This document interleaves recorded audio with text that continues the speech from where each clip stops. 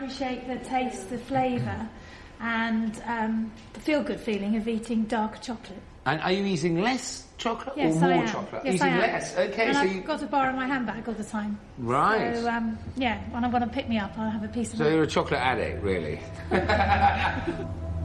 It's a moment of truth. Willie's new recipe versus 2 other top-quality 70% bars. If the chocoholics don't approve, it'll be a major setback. So basically, I've got 3 chocolates, which I want you to taste one after the other. And I've got a plate here with a collection of different things that represent flavours. I've got floral, licorice, coffee, nutty, fruity, citrus, mushroomy, grassy, woody. These are all things that will come to mind when you try these 3 chocolates. So let's try number 1. We'll all take a little... If we all can wait, and we'll all do it together.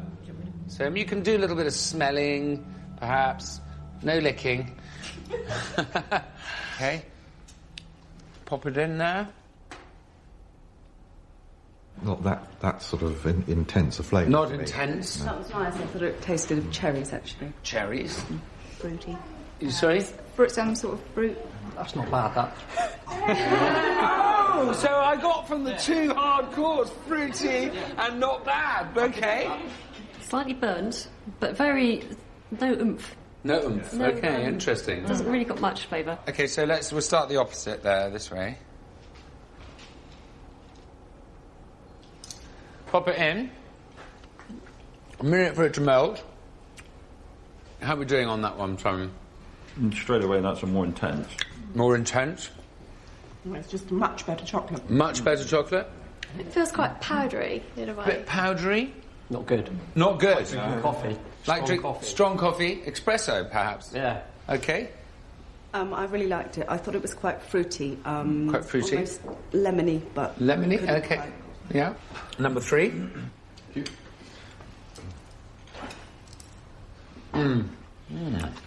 Right. Sort of vaguely citrusy something. I didn't expect it to quite taste how it does, actually. Mm-hmm. I think it's yours. Do you?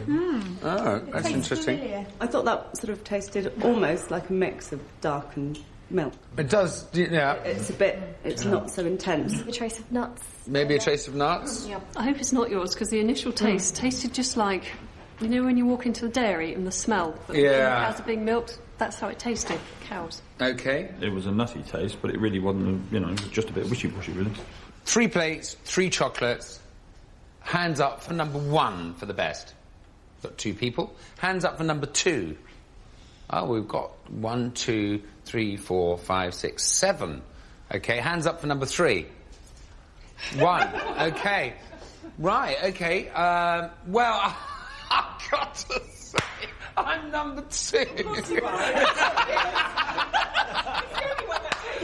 Yeah, but I was really neutral. Listen, these 2 chocolates are 2 of the best chocolates you can buy.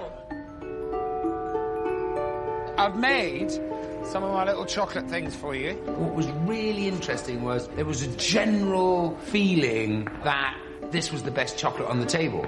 And that, to me, says a lot, because as much as I feel I could tweak it and I could make it better, I'm on the right track. You can pass those around? Yes. The mass market chocolate does give you that initial boost, and obviously because of their marketing and things like that, you're more aware of it and more likely to pick it up on the shelves. But as a result of doing the tests and things like that, I'm personally looking for better quality chocolate that gives a better flavour and taste. I think what's probably surprised us more than anything is the fact that we're eating dark chocolate, which we certainly weren't before. I was a staunch dairy milk supporter, and to think that I really like it now. I have tried milk chocolates, and it just tastes of fat and sugar. No real substance to it. So I'm afraid, as stubborn as I wanted to be, I've changed. And when they all went, woohoo! 7 out of 10, I thought, wow!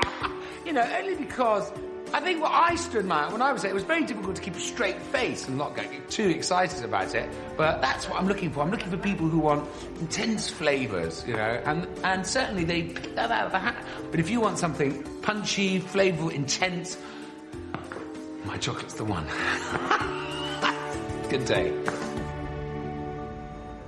With the factory up and running and the recipe nearly right, everything now depends on the beans he bought in Venezuela arriving safely. And just when all seems to be going according to plan...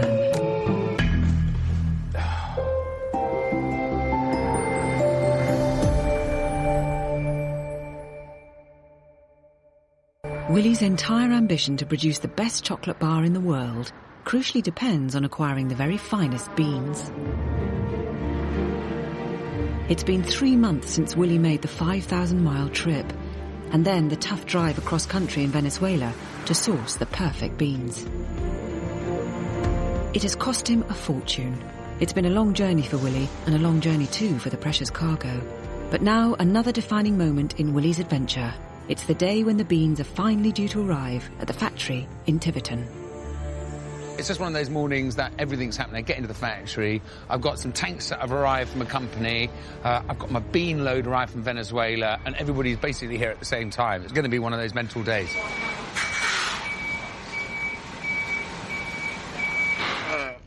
Hey! Twist it. Well, we know no one's been in there, eh? It's got 25 tons of Carinero. Basically, what's great about this is these are the beans that I went and inspected in Venezuela, a short time ago. So they liked the excitement. We had a look at them, we bought them. They were so good that I bought the double. Beautiful. Fruity. Smells lovely, man. They are all Caribe. So no separating. Look at that little baby, beautiful, look. Beautiful, look at those beans. That's my future. That is the future chocolate bar flavour. Fantastic.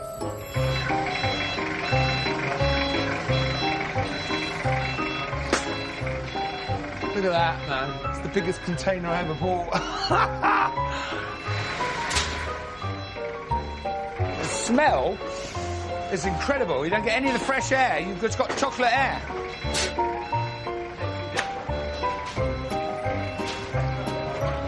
I've got a feeling of elation that everything is good. Let's go.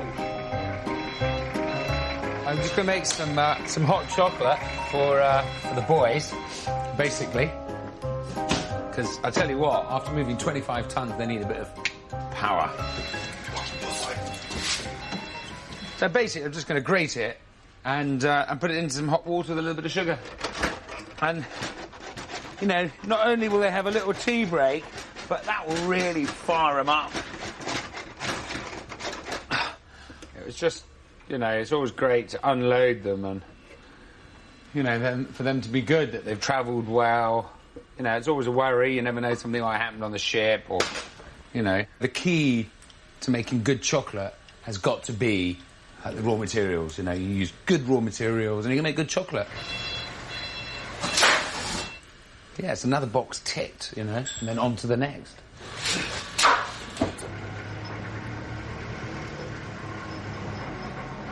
But it wouldn't be a Willie adventure if things went according to plan. And just when it seems that everything is in place and he seems on the brink of realising his dream, comes a dawning realisation of disaster.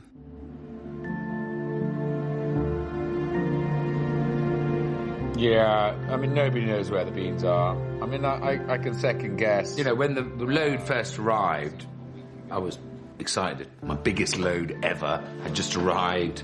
I tried a few beans, and, I got a couple of beans that I took, got a good flavour profile, but then, in retrospect afterwards, I remember tasting this taste and thought, that's not quite right, but don't worry, Will. Let's get the load unloaded. There was a bit of rain. Let's get it stored.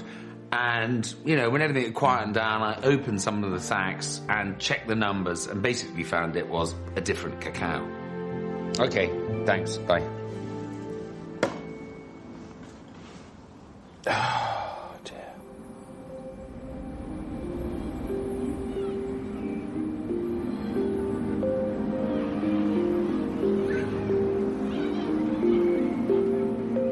Willie's entire plan is in ruins.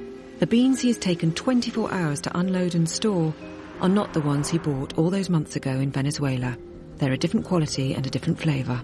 Willie can't believe his bad luck. Inquiries across the Atlantic bring an explanation.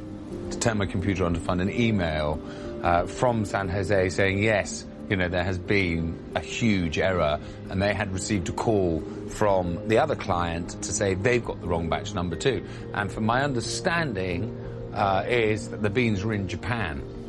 So the chances of swapping the beans are highly unlikely. To be honest with you, I'm up against the wall for time like you wouldn't believe. But at least, you know, the 100 grand question has been answered. Yeah, it's a mistake. The biggest problem now is I need beans, and I've got no space. I've got 100 grand's worth of beans, and nowhere to put them. I don't want them. They're no good for me. And I need to get something else in quick to make chocolate with. I simply am now desperate, to be quite honest with you, you know, for a solution, you know.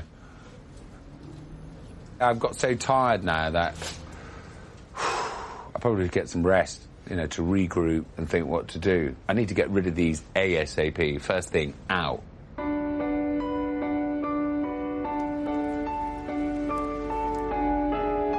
So today, I simply don't know. Simply don't know. It's not just a question of swapping the delivery, nor trying to find replacement beans.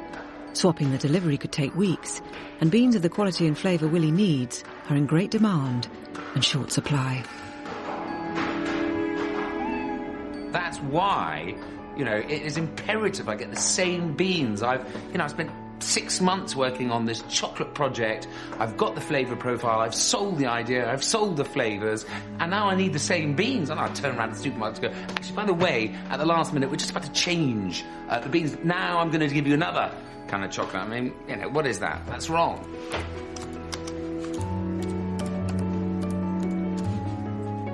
I can't tell you the feeling when you have put that much energy, you've been round the world, you've travelled across the country, you've checked meticulously your cargo of beans, you've flown home, you've waited for it, it's arrived, and they're wrong.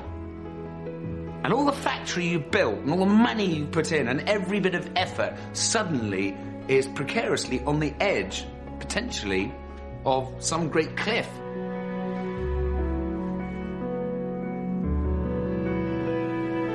You know, we're going to try and make it easier for everyone, you know. I mean, there's a massive amount of problems. We'll have to see. I simply don't know anymore.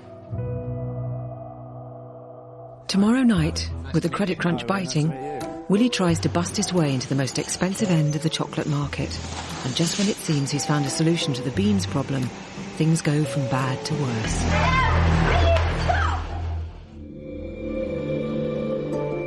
And that's the concluding part of Willie's journey tomorrow night at 8 on 4. Next, a builder with a spending power to build a monster of a modern mansion. In this financial climate, should be interesting. In Grand Designs.